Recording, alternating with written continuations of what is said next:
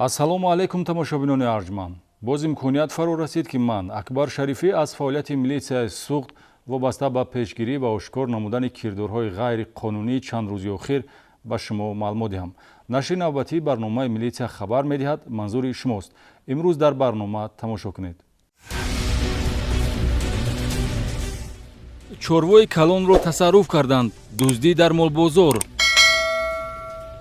як мол бастагӣ буд. ман хам нигоҳ кардам, ҳам ван гирифтем, мошин бор кардем, саравшан будем, куштем фурӯхтем.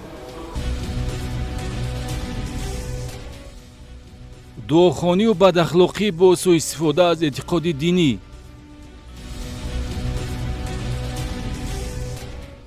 куштори хоҳар дар пайи моҷаро. من خودم نمیدونم کار نگیتم چند از من خودم نمیدونم من اخیرا بدم که در زمین موش خون میشکم است. пайравони равияи мамнӯъ ҷазои ҳабсӣ гирифтанд. гузориш аз мурофиаи судӣ.